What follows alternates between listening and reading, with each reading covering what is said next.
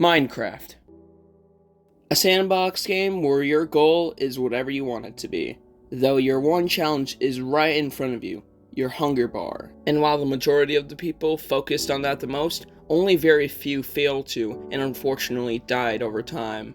Now what if you want to beat the Ender Dragon without eating any food at all? Thankfully, this video is sponsored by Raid Shadow Engine. Help me! Anyways, we're gonna see if it's possible to beat Minecraft without eating anything at all. So now let's go over the rules. Rule 1. If I eat anything at all, I must restart the run. This also applies to dying since I'm trying to do this in one go. And finally, Rule 2 is to defeat the Ender Dragon once again and get the Ender Dragon into our inventory. Now this one, I'm gonna be honest, I had to use a set seed to do it because every other seed wouldn't just work and it would take me over 10 hours to do. Especially if you have to take in the many attempts that I did, as well as probably you will do as well. So I will release the seed for play at the end of the video. Along with that, I had to make sure that I used saves to make sure my run was absolutely perfect as needed for this run. And now that we're done talking about the rules and explanations, we can finally move on to the run, where we don't eat at all. And as we load into our world, as you can see, we spawn in the middle of nowhere once again. But as we turn around, you can see that there is a village right over there. So we headed to the village and found some good loot. And actually good enough loot so we don't need a lava pool for this run. And after killing the iron golem and getting the tools we need, we are finally ready to enter into the nether already. But notice something here. My hunger is starting to go down. Which, while not dangerous as of right now, will get dangerous later on. And after we light up the portal, we can finally go into the nether again where we spawn right at the fortress. Very lucky. Did I mention set seed? And as we attempt to conquer our fears with the blazes, they seem way more stronger now since all health is finite and one lost is lost forever. And after defeating that waves of blazes, we only got 2 rods as of that time. After finding another spawner, I can kill the blaze there and get another rod. But after doing some strategies to keep myself from being fired, I did eventually get fired, which is very bad because now that is permanent health lost. Especially considering that I just got hit again. But thankfully, after killing this blaze, we had all the rods we needed to go back to the overworld to finish this run once and for all. And after getting all the materials I needed, I slept the night and then I woke up doing some tree stuff like this. Now keep in mind, just because I can't sprint doesn't mean I won't lose hunger. I still lose hunger over time, but it really takes a long time. And in all honesty, it was all because of sprinting. Jumping doesn't really affect hunger like it does in Bedrock Edition. But after getting all the wood, we can do the villager trades and easily move on to the Eye of Enders. And as we throw on, we have to head into that direction, and so I did. But notice how low that hunger is going. It was obvious that things were getting a little dangerous. And after finally finding the fortress, we can find the portal room, put all the Eyes of Ender in, and enter into the end. And as we clash for a victory with the Ender Dragon, we can feel something special. We've actually completed the game with 0 hunger. But after getting the Ender Dragon egg, we can confidently say that it is possible to beat Minecraft on 2 of these difficulties. Normal and easy, because hard is hard by itself. Because that clip in the beginning was hard mode, and you can only starve in hard mode. And I did this run in easy mode, which in hindsight would make it impossible to defeat Minecraft without losing any hunger on hard mode. But that's where usually normies would give up, and I ain't no normie. The 2 clips shown side by side is the example and the run itself. But each example will start on the same frame. No more fireballs. Okay.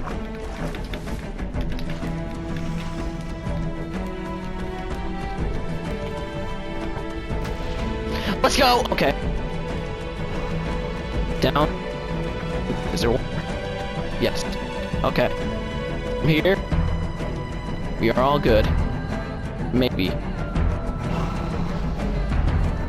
We are out of hunger.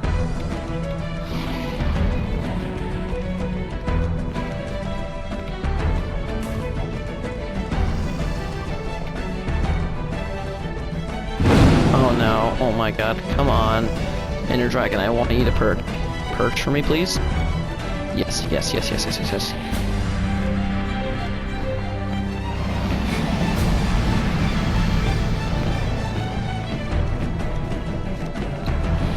And we met all the criteria for Rule 2 in 3 minutes and 30 seconds, meaning that's the time we had to save. Yeah! Oh. So let's look at the possible outcomes. The first one is Perfect Blaze Luck, where I get all 7 rods by killing only 7 blazes. Now at first it might seem logical, but then you realize they also drop Glowstone. Meaning for an even balance of 2, I need to kill 14 blazes. So let's count all of them.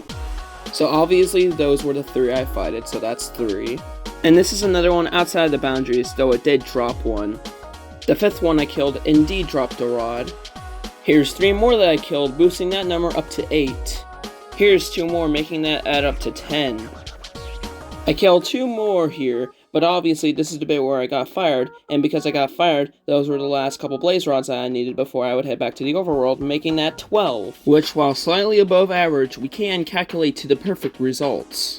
Now, if we technically killed only 8 of these, then I would be able to leave only a minute and a half earlier, cutting some time off, but not enough.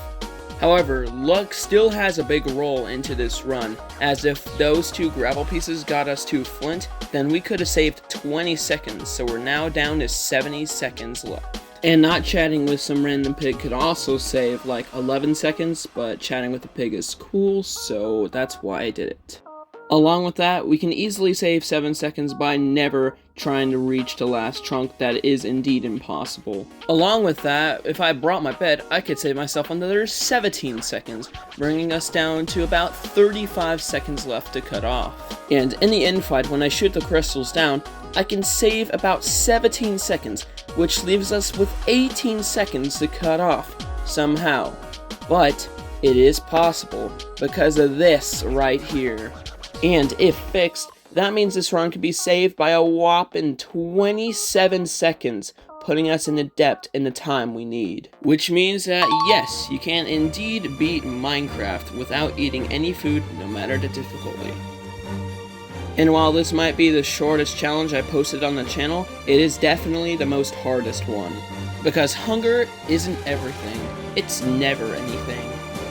Because I tried so hard and got so far, but in the end, it doesn't even matter.